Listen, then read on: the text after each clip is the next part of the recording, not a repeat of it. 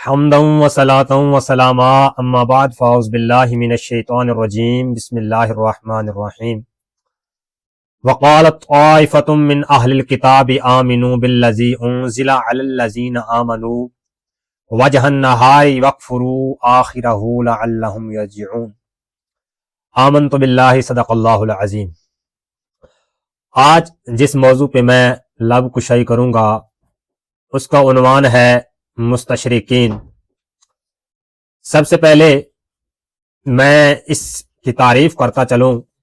کہ مستشرقین کون ہیں اور ان کا مقصد کیا ہے۔ مستشرقین وہ لوگ ہیں جو اسلام قبول کرتے ہیں، اسلام میں رہتے ہیں اور اسلام کا مطالعہ کرتے ہیں، اسلام میں وہ غور و فکر کرتے ہیں اور پھر اسلام سے نکل جاتے ہیں اور غور و فکر کرنے کے بعد اسلام میں جو خامیاں نکالتے ہیں، نقص نکالتے ہیں، جس سے مسلمانوں کو کافر کرنے میں وہ یہ سازش کرتے ہیں۔ ان کے اس کام کو اللہ تبارک و تعالیٰ نے قرآن مجید میں فرما دیا کہ وقالت طائفة من اہل الکتاب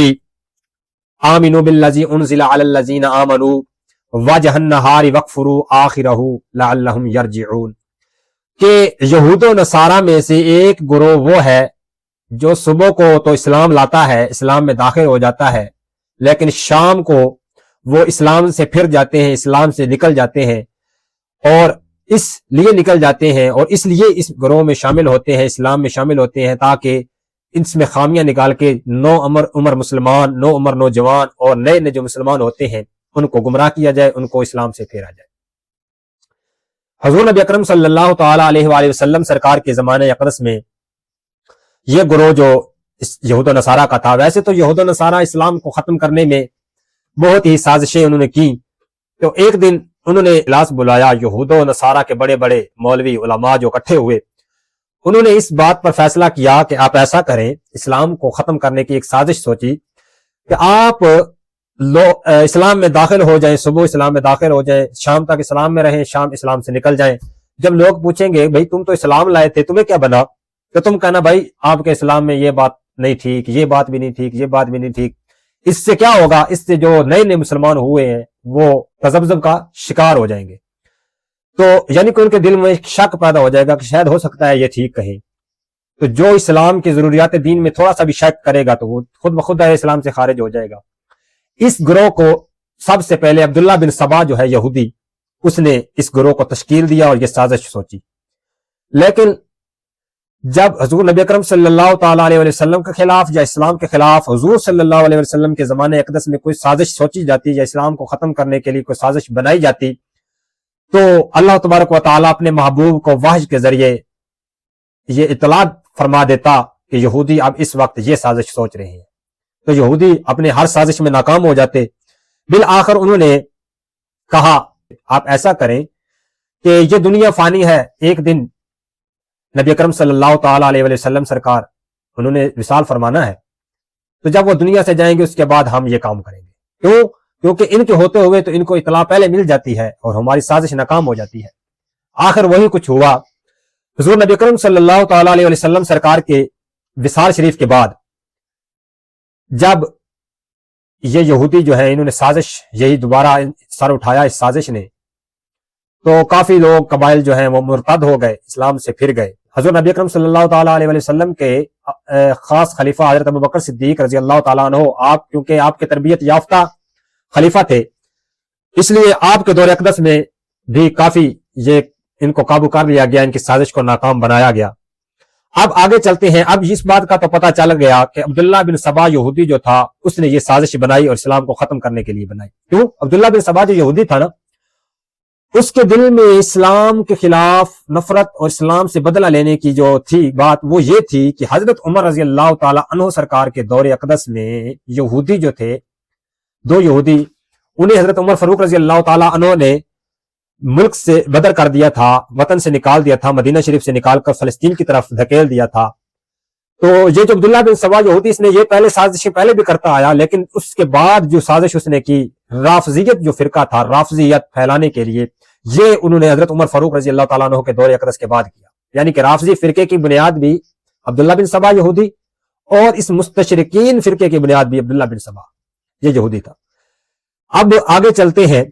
ان مستشرقین جو ہے ان کی اقسام بیان کرتے ہیں کہ مستشرقین کتنی قسموں میں بٹے ہوئے ہیں، کیونکہ یہ مختلف تنظیموں اور تحریکوں میں انہوں نے بانٹا ہوا ہے، ہر کوئی اپنا کام کر رہا ہے اسلام کو ختم کرنے کے لیے۔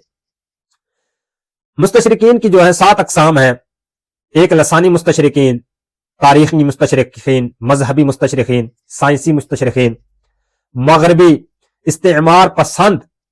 مستشرقین، سماجی اور ثقافتی مستشرقین، سیاسی مستشرقین۔ اب ان کی علیحدہ علیحدہ میں وضاحت کرنا بہتر سمجھوں گا کہ لسانی مستشرقین کون ہے۔ یہ وہ لوگ ہیں جو اسلام میں داخل ہوئے فقط زبانیں سیکھنے کے لیے،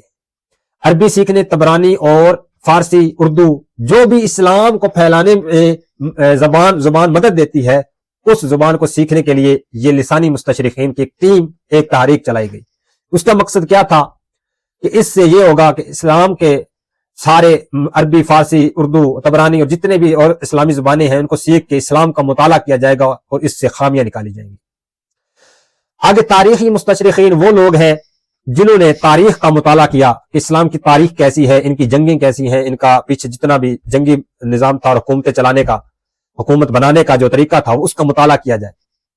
اس میں اس نے مسلمانوں کی تاریخ جو ہے اس کا مطالعہ کیا، اسلام کو۔ پھر اس کا مقصد کا بھی یہی تھا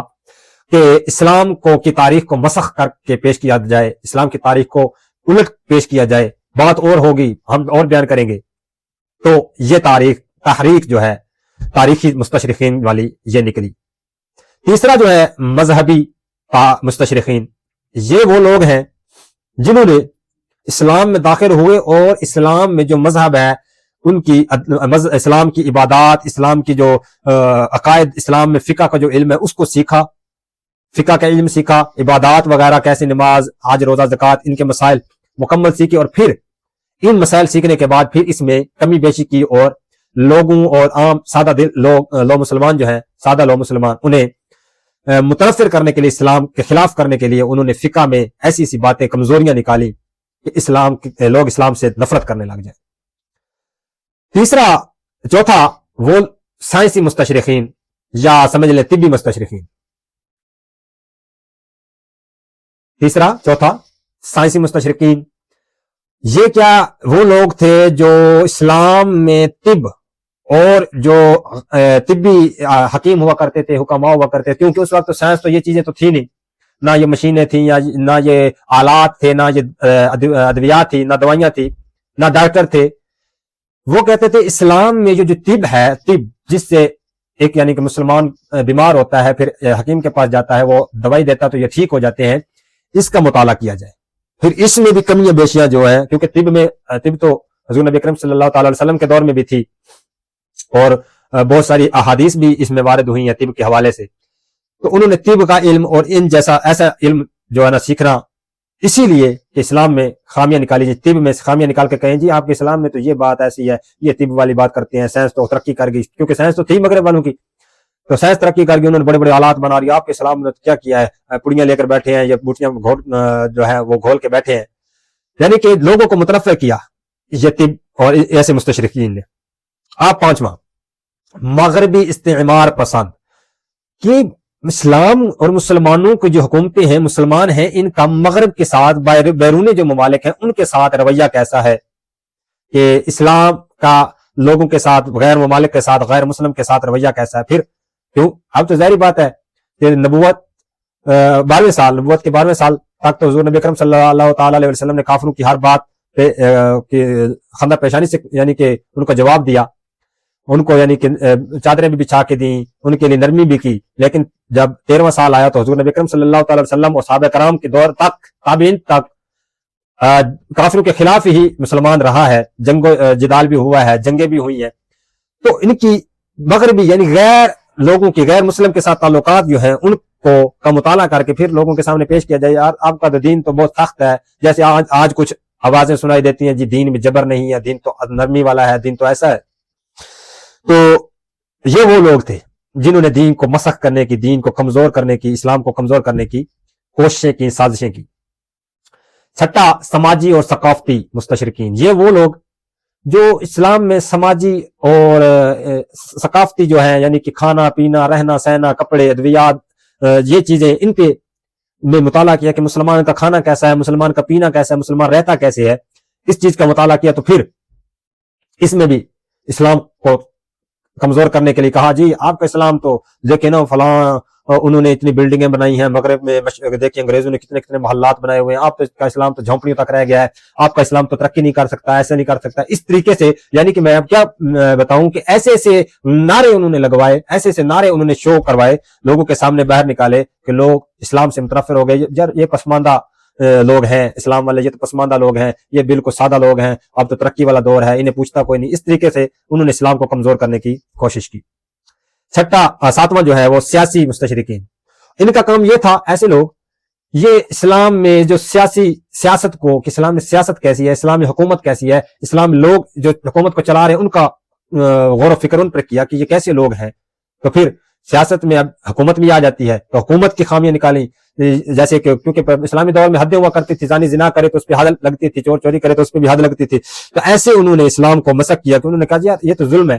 یہ تو سراسر ظلم ہے، ایک بندے سے غلطی ہو جاتی ہے، غلطی انسان سے ہو جاتی ہے، تو چوری بندے نے کر لی، اس کا ہاتھ کاٹ دیا، یہ اچھی بات نہیں ہے، یہ تو ظلم ہے، جبر ہے، تو اس طریقے سے انہوں نے اسلام کو ختم کرنے کی سازش کی۔ میں نے پہلے بھی بتایا یہ سازش انہوں نے 5-6 ہجری حضور نبی اکرم صلی اللہ تعالی علیہ وسلم کے دور اقدس سے ہی شروع کی، لیکن کیونکہ اس وقت وہ کامیاب نہ ہو سکے، اس وقت وحی کا سلسلہ جاری تھا، اللہ تبارک و تعالیٰ قرآن مجید میں اور حضور نبی اکرم صلی اللہ تعالی علیہ وسلم پر وحی نازل فرما کے مسلمانوں کو خبردار کر دیتا، تو مسلمان اس وقت وہ مسلمان سازش میں نہیں آ سکتے تھے، تو اس کے بعد نبی اکرم صلی اللہ تعالی علیہ وسلم کے وصال شریف کے بعد ان یہودی عبداللہ بن سبا یہودی اور اس کے ساتھ جو ان کے خبیث لوگ تھے، انہوں نے اس